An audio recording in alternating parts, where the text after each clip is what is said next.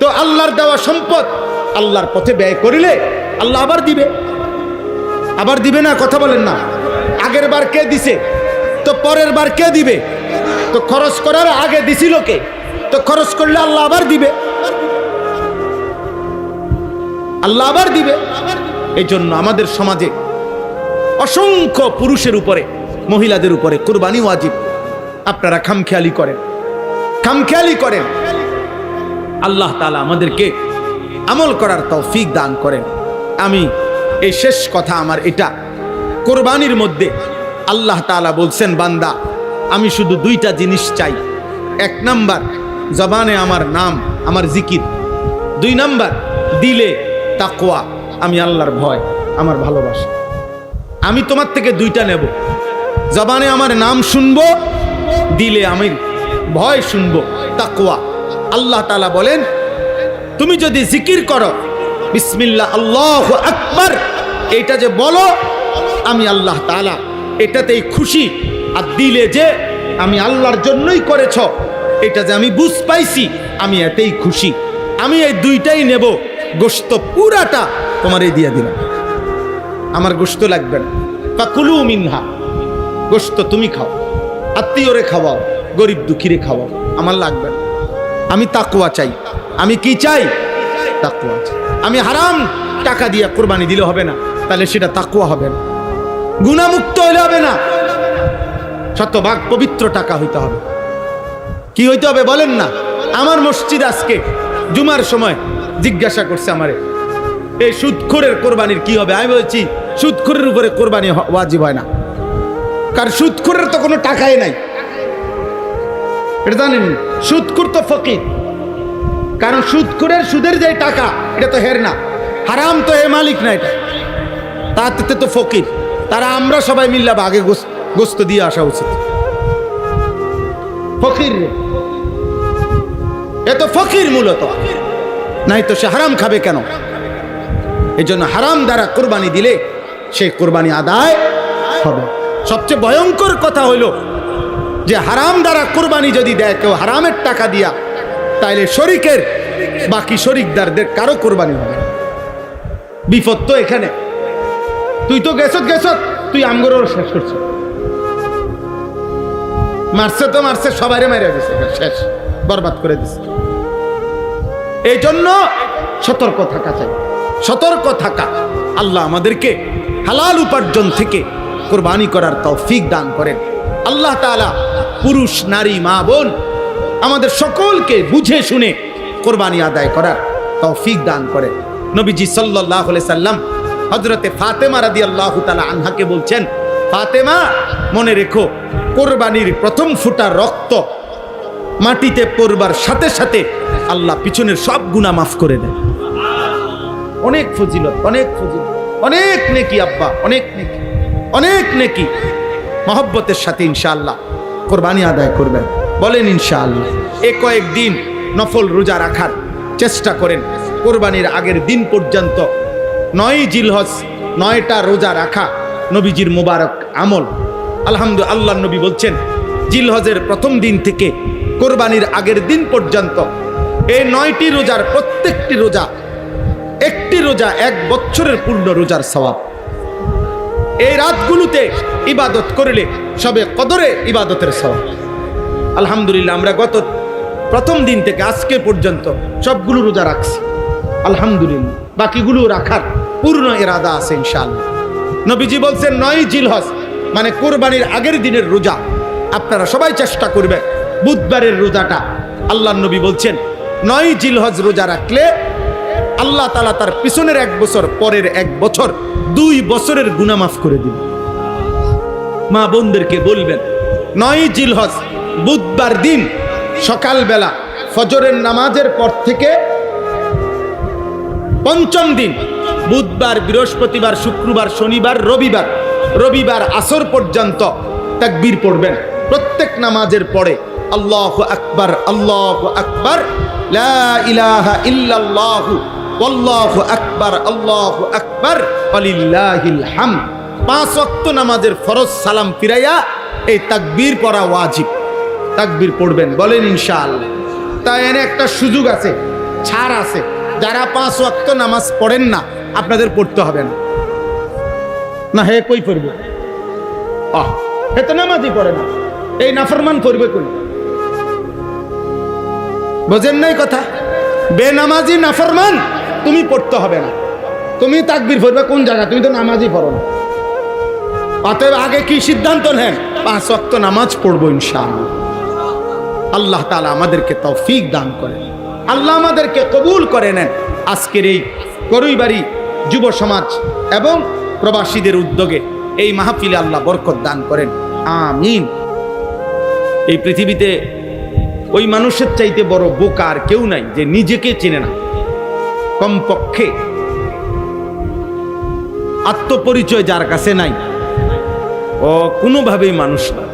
যে নিজেই বুঝে না আমি মানুষ না জানোয়ার, যে নিজের ব্যাপারেই বোঝে না যে আমি যা করছি তা আসলে উচিত না অনুচিত, তা ঠিক হইতেছে না ব্যাঠিক হইতেছে, আসলে এটাই আমার করণীয় কিনা নাকি অন্য কিছু, আমি আসলাম কোত্থেকে, আমি যাচ্ছি কোথায়,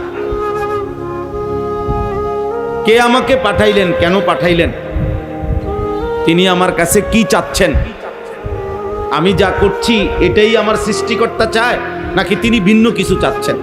এই সামান্য এই কিছু বুঝ, এটুকু বুঝাপড়া যার বিবেকের মধ্যে নাই, ও আসলে মানুষ না, ও কোনোভাবেই মানুষ না, ও এই জানোয়ারের আইটেম, এ জানোয়ারের আইটেম। এই জন্য বললাম এটা বড় নেয়ামত, অনেক বড় নেয়ামত।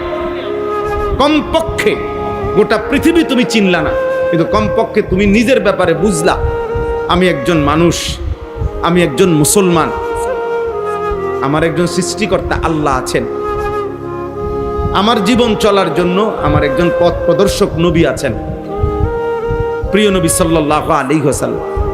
আমার জীবনের জন্য একটা কিতাব আছে কোরআন, আমার একটি সুনির্দিষ্ট ধর্ম আছে ইসলাম, এবং আমার একটা গন্তব্য আছে মৃত্যু, তারপরে কবর, তারপরে হাসরের মাঠ, তারপরে মিজান, তারপরে ফুলসিরাত, তারপরে জান্নাত কিংবা জাহান্নাম।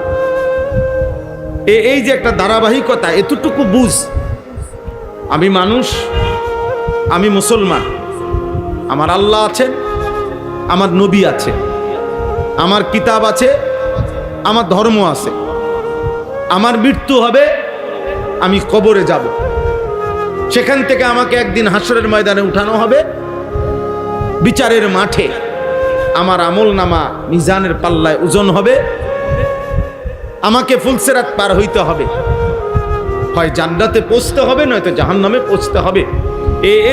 দূর সিরিয়াল যার মনে আছে, যে বুঝে, খোদার কসম সেই কেবল মানুষ, বাকিগুলো জানোয়ার,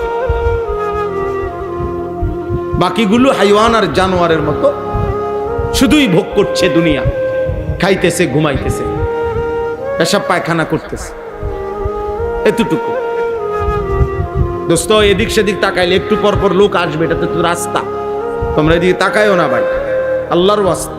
ধৈর্য না কুলাইলে চলে যাও ভাই, আমি আবারও বলছি, যার ধৈর্য না কুলায় সে চলে গেলে ভালো।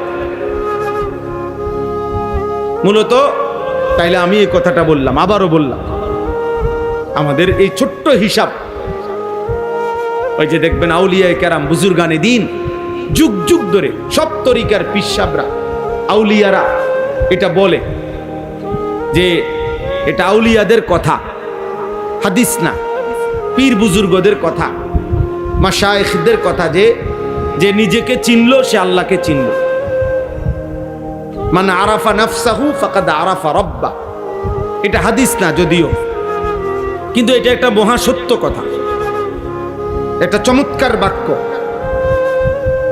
আমি যদি বুঝি আমি একজন মানুষ, আমি যদি বুঝি আমি একজন মুসলিম, তাহলে আমার এটা বুঝে আসবে, মনে আসবে যে আমার কি করণীয়। আমি যখন বুঝি যে আমার আল্লাহ আছে, আমি পাগল না, ছাগল না, আমি হঠাৎ করে আসমান থেকে পড়ি নাই, মাটির তলের থেকে বাইর হই নাই, আমাকে সুনির্দিষ্টভাবে এক মহান আল্লাহ ধারাবাহিক স্তর অতিক্রম করে আমাদেরকে এই পৃথিবীতে পাঠিয়েছেন। আল্লাহ তাআলা বলছেন, তুমি মাটির অস্তিত্বের মধ্যে ছিলা বান্দা, সেখান থেকে নির্দিষ্ট পরিমাণ খাদ্যের মাধ্যমে আমি তোমার বাবার বীর্যে তোমাকে পরিণত করেছি। বাবার বীর্য থেকে নির্দিষ্ট সময়ে তোমাকে মায়ের রেহেম জরায়ুতে গর্ভে আমি পৌঁছাইছি। সেখান থেকে সুনির্দিষ্ট সময় 9 মাস আমি আল্লাহ তাআলা পূর্ণ করে হাত, চোখ, নাক, কান, সারা দেহ সাজিয়ে আমি আল্লাহ তাআলাই মায়ের পেট থেকে তোমাকে পৃথিবীতে পাঠিয়েছি। পৃথিবীতে তুমি প্রতিদিন আমার হাতে, তুমি ছিলা কোলের বাচ্চা, হইলা কিশোর, হইলা যুবক, হইলা বৃদ্ধ, দুর্বল, গেলা কবরে। প্রতি ঘন্টা আমি পরিবর্তন করছি তোমার, আমি নিয়ন্ত্রণ করছি, আমি নিয়ন্ত্রণ করছি। অতএব কোনোভাবেই তুমি পৃথিবীর সকল শক্তি দিয়ে হলেও আমি আল্লাহর বাঁধন থেকে ছুটতে পারবা না, ছুটতে পারবা না। আমরা প্রত্যেকে আল্লাহর বাঁধনেই। এই জন্য দোস্ত, ছোট বড় সবাইকে বলি, বাপ তুমি যদি তোমাকে না চেনো, না বুঝো, ওই ছেলে, ওই বেয়াদব, সরেন থেকে সর, যাও বেটা এখান থেকে, বাইর হ, মোবাইল নিয়ে বাইর হ, বাইর হ বেটা, আহাম্মক কোথাকার। বয়সের চাইতে বড় মোবাইল নিয়ে এসে পড়ছে। জালেম ওই মা বাপ, মনে রাখবা ভাই, তোমাদের অসংখ্য সন্তান আজকে বরবাদ হয়ে গেছ তোমাদের মা বাবার গাফলতির কারণে, অভিভাবকের খামখেয়ালির কারণে। তোমরা সুখ খুঁজতেছো, আনন্দ খুঁজতেছো মোবাইলের মধ্যে, কিন্তু একদিন, আজ না হোক কাল, একদিন তোমরা বুঝবা, টের পাবা, মোবাইল তোমাদের জীবন থেকে কেড়ে নিয়েছে বেশি, দেয় নাই কিছু। একদিন হিসাব মিলাইলে দেখবা তোমার হায়াতের শত শত ঘন্টা, মিনিট, সেকেন্ড তোমার হায়াতের এই মোবাইল কেড়ে নিয়েছে, বিনিময়ে তোমাকে কিছুই দেয় না। এই পৃথিবীতে এই পর্যন্ত মোবাইলের বরকতে কেউ জ্ঞানী হইছে যে আজ মোবাইলের কারণে আজকে আমি এত বড় জ্ঞানী, মোবাইলের কারণে আজকে আমি এত বড় ধনী, মোবাইলের কারণে আজকে আমি এত বড় নেককার, এমন একজনও নাই, একটা পাগলও নাই, একটা ছাগলও নাই, আমরা কেউ নাই রে আব্বা, কেউ নাই। পথের ফকির ছাড়া শরীর, যৌবন, জীবন, সময়, হায়াত নষ্ট করা ছাড়া আর কিছুই জোটে না, আর কিছুই জোটে নাই, কারো কিছু জোটে না। এই মোবাইল শুধুই কেড়ে নিচ্ছে প্রতিদিন। আর যদি কিছু না যায়, তা আমার ঘন্টাগুলো যায়, আমার হায়াত যায়, আমার মিনিট যায়। এই আমার জীবনের অংশ, আমার হায়াত নির্ধারিত, আমাদের বয়স নির্ধারিত। আমরা হাজার ভালো কাজ করিলেও আমাদের হায়াত বাড়বে না, আমরা হাজারো মন্দ কাজ করিলেও আমাদের হায়াত কমবে না। হায়াত হায়াতে সুনির্দিষ্ট, লিকুল্লি উম্মাতিন আজাল, প্রত্যেক জাতি, গোষ্ঠী, ব্যক্তির মৃত্যু নির্ধারিত, নির্ধারিত। তাইলে একটি সুনির্দিষ্ট হায়াত সময় থেকেই তোমার প্রতিদিন কমতেছে, কমতেছে।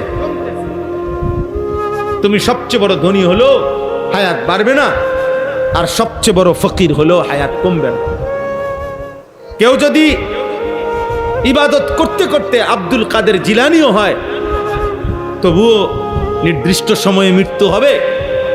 কেউ যদি নাফরমানি করতে করতে ফেরাউন নমরুদ হয়, তবুও মৃত্যু হবে। একেবারে সুনির্দিষ্ট, একদম সুনির্দিষ্ট। এটাই আমি বলতেছিলাম, এতটুকু উপলব্ধি করা উচিত। একজনই বুঝো, একজনই, একটি ছেলেও যদি অনুভব করো যে আমি একজন মানুষ, আমি মুসলমান, আমি পাগল না, ছাগল না, আমি মুশরিক না, আমি ইয়াহুদি না, আমি হিন্দু না, আমি বৌদ্ধ না, আমি খ্রিস্টান না, আমি মুরতাদ না, আমি নাস্তিক না, আমি বেঈমান না, আমি নর্তকীর ঘরে জন্ম নেই নাই যে আমি নর্তকী দেখব, আমি ফুটবল খেলোয়াড়ের ঘরে জন্ম নেই নেই বেটা, আমি এক আলেমে দ্বীনের ঘরে জন্ম নিয়েছি।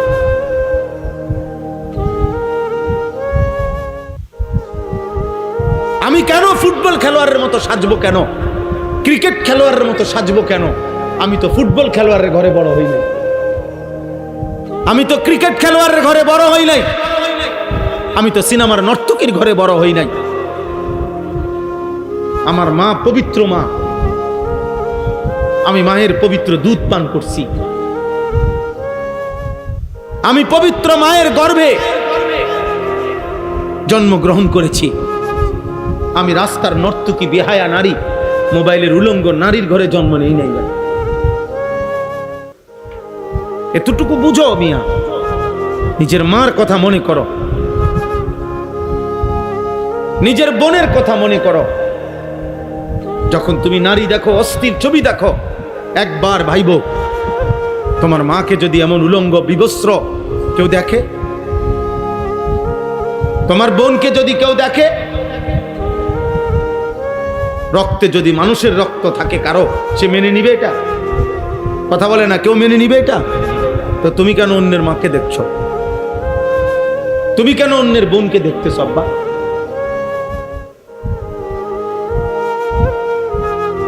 বলো ভাই। এই জন্য দয়া করো, কমপক্ষে এতটুকু যে আমি আমাকে চিনলাম, এদূর যে নাই বিশ্বাস। হে পাগল, এই জন্য পাগল মানুষ নিজের চিনে না, বুঝে না। বেচারা পাগল এই কারণে, বেচারা কি খায় কি ধরে সে বুঝে না। সে পেশাবও ধরে, পানিও ধরে, তার কাছে বিরিয়ানি আর পায়খানা বরাবর, কারণ সে তো ব্রেন সমস্যা।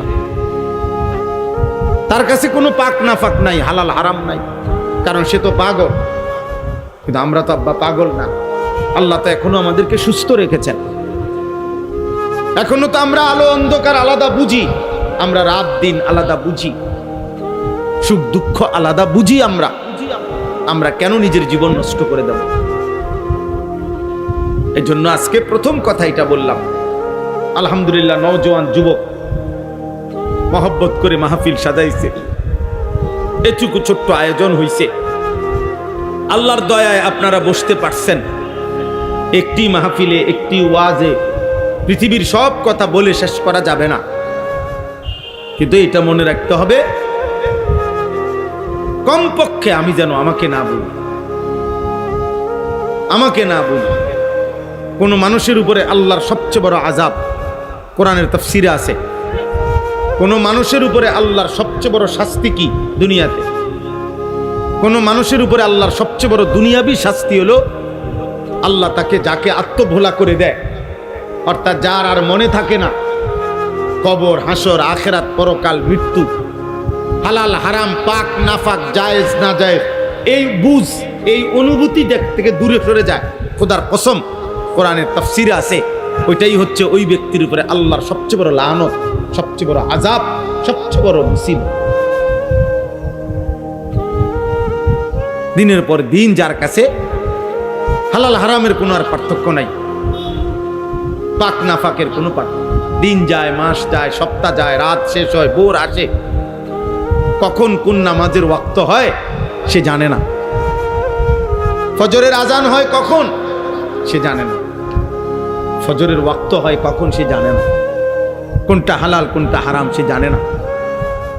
তার কাছে মদ মধু বরাবর, তার কাছে সালাম গালি বরাবর, তার কাছে ব্যবসার টাকা সুদের টাকা বরাবর, তার কাছে মা বোন আবার অন্য ভিন্ন নারী বরাবর, সব এক।